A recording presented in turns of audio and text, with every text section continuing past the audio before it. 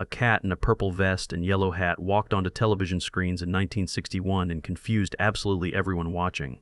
He ran scams on New York streets. He lived in garbage cans and hustled cops daily. He looked nothing like any cartoon character audiences had ever seen before. Network executives were completely certain that adults would love this scheming alley cat. They were dead wrong about everything. The show crashed hard after just one season and vanished from primetime forever. But what happened next is the real story nobody tells. Behind the scenes were stolen ideas and furious actors and creative battles that audiences never witnessed. A primetime disaster somehow transformed into a global phenomenon that still exists today. These 20 secrets reveal how one canceled American cartoon became immortal worldwide. Before we dive into video, please subscribe to our channel. Fact 1. The primetime experiment that crashed hard Top Cat premiered on ABC in September 1961 during coveted primetime evening hours. The network placed it on Wednesday nights at 8:30 p.m. directly against adult live-action programs. Hanna-Barbera Productions built this show specifically for grown-up audiences watching television after dinner. Behind-the-scenes studio executives believed they had finally cracked a winning formula for animated success. The Flintstones had already proven that animation could attract adult viewers and premium advertising dollars. Top Cat was designed as the crucial second wave of that primetime animation revolution. Writers filled scripts with sophisticated wordplay and con artist schemes and urban street humor that kids would miss. The jokes moved fast with cultural references only adults would catch and appreciate. Critics praised the sophisticated wit in early reviews, but ratings told a completely different story. Audiences simply did not show up the way executives expected and hoped. After 30 episodes, ABC canceled the show without any hesitation or second thoughts. Fact 2. The character copied from television royalty Top Cat was not an original creation at all. He was lifted directly from Sergeant Bilco on the Phil Silvers Show without much disguise. The similarities were painfully obvious to anyone paying even slight attention. Both characters were fast-talking con artists constantly running elaborate schemes. Both led gangs of loyal but clueless followers who did their bidding without question. Both spent their time outsmarting frustrated authority figures who could never catch them. Behind the scenes, Hanna-Barbera never seriously tried hiding the inspiration or source material. Voice actor Arnold Stang delivered his lines with nasal New York energy that echoed Phil Silvers almost perfectly. Critics immediately noticed the copying and called it out publicly in their reviews. Phil Silvers himself was reportedly quite upset about the situation, though no lawsuit ever materialized. This blatant copying created serious problems from the very first day of broadcast. Fact 3. The voice actors pulled from old Hollywood. Arnold Stang voiced Top Cat and brought serious professional credentials spanning multiple decades. His distinctive nasal voice was already famous from radio shows and comedy films. Alan Jenkins played Officer Dibble using his trademark weary tough guy tone perfected in Warner Bros. Gangster pictures. Morris Gosfield voiced Benny the Ball with innocent, dopey warmth he had developed playing Private Doberman on the Phil Silvers Show. Behind the scenes, Hanna-Barbera intentionally hired theatrical character actors instead of typical cartoon voice performers. These were seasoned professionals who understood comedy timing from years of live performance experience. The casting gave Top Cat genuine theatrical energy that separated it from other animated shows. Dialogue scenes crackled with electricity because every single actor knew exactly how to land jokes through precise rhythm and perfect pacing. In Fact 4, the budget limitations shaping every frame. Top Cat used limited animation techniques despite being a primetime network production. Characters barely moved on screen during dialogue scenes. Walk cycles repeated endlessly throughout every episode. Backgrounds appeared again and again with only minimal cosmetic changes. Behind the scenes, Hanna-Barbera had invented limited animation specifically to make television cartoons financially affordable. The studio dramatically reduced the number of drawings needed per second of footage. This approach saved significant money but created serious visual constraints for the animators. Characters stood completely still and talked instead of engaging in physical comedy. Action scenes felt stiff and lifeless compared to theatrical cartoons from major studios. Everything depended entirely on sharp writing and strong voice performances to carry entertainment value forward. Fact 5. The recycled music becoming signature sound. Top Cat reused the exact same musical cues across every single episode produced.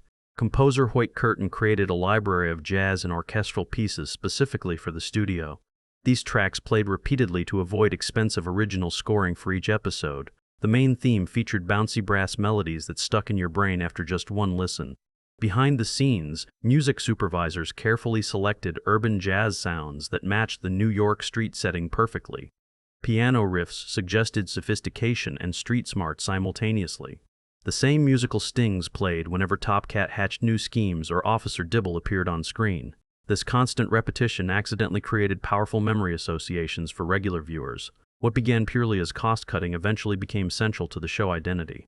Fact 6. The New York setting working as character Top Cat existed in a specific and immediately recognizable world. Manhattan alleys stretched behind tall apartment buildings. Street corners featured police call boxes where Dibble received orders. Urban neighborhoods provided endless locations for schemes and chases. Behind the scenes, writers drew authentically from real New York culture and neighborhood attitudes. Characters spoke with genuine regional accents that audiences recognized immediately. Scripts referenced actual city survival challenges faced by working-class residents. Top Cat and his gang were literally alley cats but also street-smart hustlers navigating urban poverty. This grounded setting gave the cartoon unique flavor compared to competitors. Kids watching from small towns experienced exotic big city adventure through the show. Fact 7. The impossible production schedule crushing everyone. Top Cat operated under brutal television animation deadlines that pushed the entire crew hard. Writers had to produce complete scripts in days rather than weeks. Behind the scenes, the pressure was absolutely relentless and completely unforgiving for everyone involved. Staff writers churned out episode after episode with almost no time for revision or polish. The strongest episodes came from industry veterans like Warren Foster and Tony Benedict, who brought years of Looney Tunes experience. Their professional skills delivered quality despite seemingly impossible speed requirements. Weaker episodes showed obvious strain with flat jokes and plots that wandered aimlessly. This quality inconsistency hurt the show badly during its primetime run. Viewers tuning in weekly never knew whether they would get brilliant comedy or mediocre filler. Fact 8. Behind the scenes, William Hanna and Joseph Barbera had genuinely hoped to build an entire primetime animation empire. Top Cat was supposed to prove definitively that the Flintstones' success was no lucky accident. When the show failed, that ambitious dream collapsed almost overnight. The studio pivoted immediately toward children and Saturday morning time slots exclusively. Risk-taking creative ambition disappeared from company culture. Safe, predictable cartoons for kids became the entire business model going forward. Primetime animation essentially vanished from American television for decades, until The Simpsons finally broke through successfully. Fact 9. The unexpected Saturday morning resurrection. After primetime cancellation, something completely unexpected happened to the show. ABC moved Top Cat to Saturday morning rerun slots alongside other cartoons. Behind-the-scenes executives gradually discovered that children absolutely loved the show. Kids did not care at all about primetime failure or sophisticated adult humor. They simply responded enthusiastically to funny characters and silly schemes. Top Cat became a genuine Saturday morning icon almost immediately after the move. Children happily ignored limited animation and obviously recycled stock music. They just enjoyed watching the clever cat outsmart the perpetually frustrated cop every week. Repetition of reruns actually built genuine affection as kids watched favorite episodes repeatedly until characters felt like personal friends. Fact 10. The international phenomenon nobody predicted coming. Top Cat exploded internationally far beyond any American success the show achieved. In Mexico, the show became Don Gato and achieved genuine cultural institution status almost immediately. The United Kingdom embraced it with equal enthusiasm and loyalty. Entire generations across multiple countries grew up watching and rewatching episodes constantly. Behind the scenes, the humor translated remarkably well across different cultures and languages. Scheming underdogs facing authority appealed to audiences absolutely everywhere, regardless of nationality. Local voice actors brought fresh creative energy to familiar characters. In many countries, Top Cat aired continuously for decades without interruption. Merchandise sold steadily year after year across international markets. The show embedded itself deeply in worldwide popular culture while America mostly forgot it existed. Fact 11. The gang structure enabling endless stories. Top Cat led a crew of alley cats, each with distinctly different personalities. Benny the Ball was the loyal innocent who trusted Top Cat completely without question. Choo Choo was the nervous worrier constantly anticipating imminent disaster around every corner. Fancy was the vain romantic perpetually distracted by every passing female cat. Spook was the superstitious coward scared of his own shadow. Brain was the overthinking intellectual who complicated simple situations unnecessarily. Behind the scenes, this ensemble structure allowed writers to vary episode dynamics endlessly. Different character combinations created entirely different comedy opportunities each week.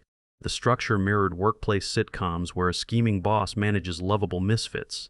Top Cat genuinely cared about his gang but exploited them constantly for personal schemes and gain. Fact 12. The cop possessing the biggest heart, Officer Charlie Dibble, was technically the antagonist, but never truly functioned as a villain. He was simply an exhausted beat cop trying desperately to maintain order against impossible odds.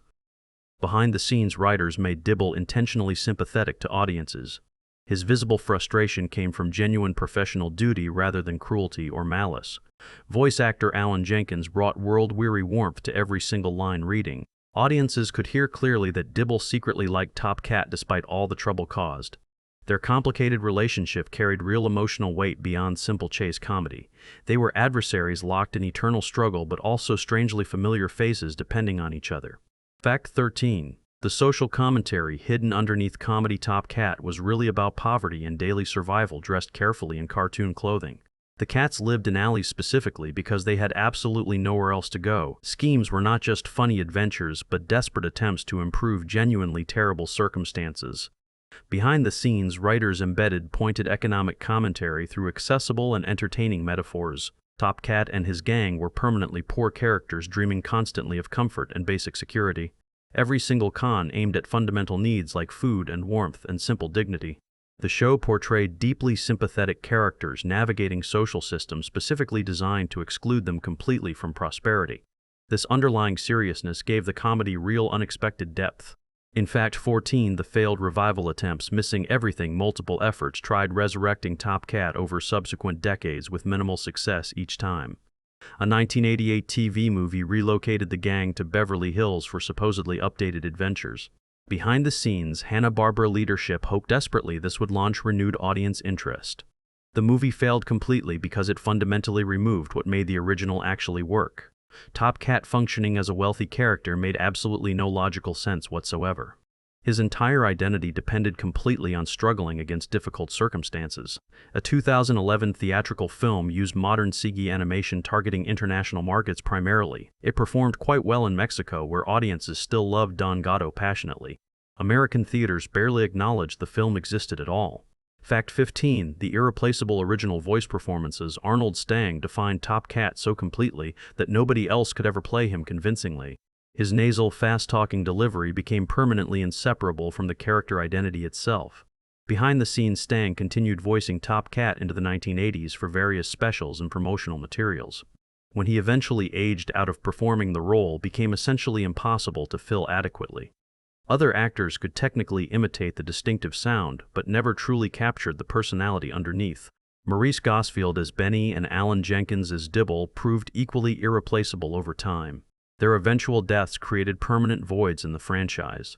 Later productions using replacement voices always felt fundamentally wrong to devoted longtime fans. Fact 16. The theme song functioning as advertisement. The Top Cat theme song explained absolutely everything necessary in just 30 seconds flat.